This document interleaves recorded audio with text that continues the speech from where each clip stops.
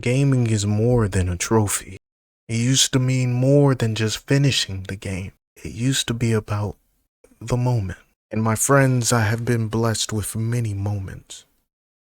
If it wasn't with my dad when I was a young boy, getting my first PS1 when my first baby sister was born and playing with him, and then subsequently breaking the PS1 because I got mad at him.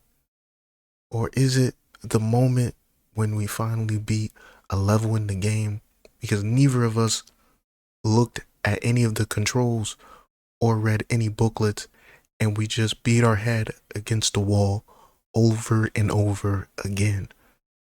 Or was it the moment where he finally had to work these crazy 12-hour shifts to make our family survive, but he never missed playing a single game with me during my childhood?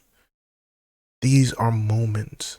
That is what gaming is. It is a shared experience between people. And it doesn't even have to be your dad. It can be a friend who's been with you from thick and thin, and the shared hobby that you had during this whole time, during terrible times, was gaming. And y'all played, and y'all enjoyed yourselves, and it was fun.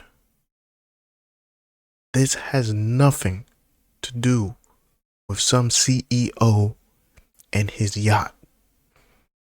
This has nothing to do with how you can take a beloved game franchise and turn it into something so unrecognizable that it has taken years for its glory to grace our presence once again. Because that's a change of people making the game. It's very rare the same person makes the same game for years on end.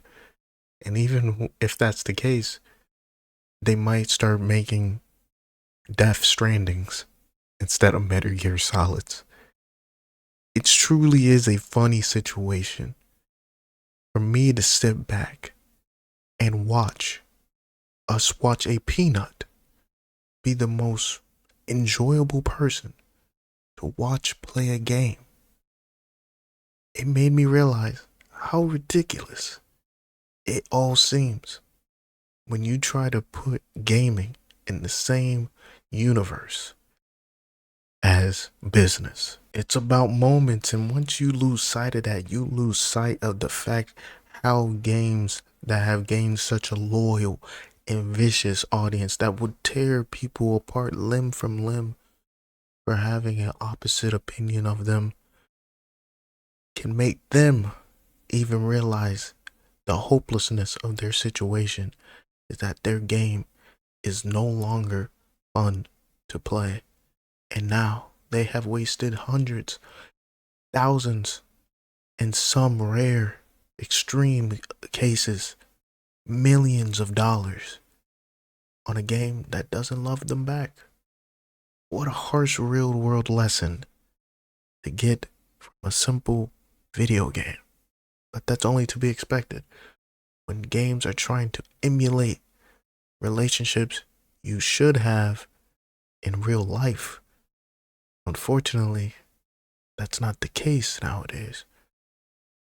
You have to remember what this was for: to enjoy moments.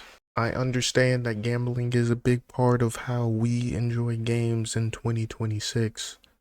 I want you to enjoy pulling on that banner, but I want you to also remember the agony of your bank account reaching triple zeros and know that it is the same moment that will guide you into making better money decisions in the future.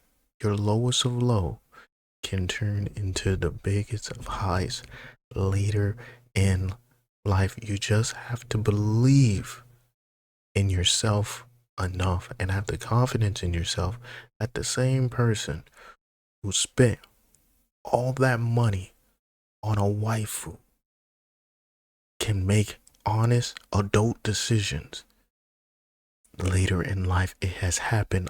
I promise. Enjoy the moment of playing those gotcha games, but know when to let it go. I'm not speaking from yon high. I'm speaking from a man who has lived from moment to moment in gaming, and it has been a beautiful ride, and I've enjoyed every single aspect of it. But at some point, you have to know what it is you are entailing for yourself if you allow these gaming companies to control your mind. Don't let them use your moments to twist it into something like an addiction that you can't get away from, that you have to keep spending, that you have to keep trying to fill this hole in yourself. You don't have to. You really don't. It's over. The jig is up.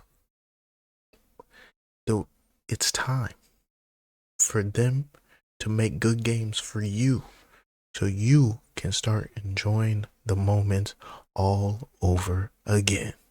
Don't allow them to live off of Skyrim for 15 darn years. Don't allow them to eat at the same table every single year. Don't modify their games anymore so you can enjoy them. Don't put in a multiplayer years later. Make them make a game like that. Don't try to revive old games. Don't look towards the past. You know why a lot of people are looking at the past? It's because the future is filled with microtransactions and unfinished games. They don't want that future. They want a future where they can play all their favorite games again in an endless loop of nostalgia. You can't do that. No matter how much I want to go back and play with my dad, he's older now and he needs his rest. These games, these older games, they had great moments, but even they need to rest.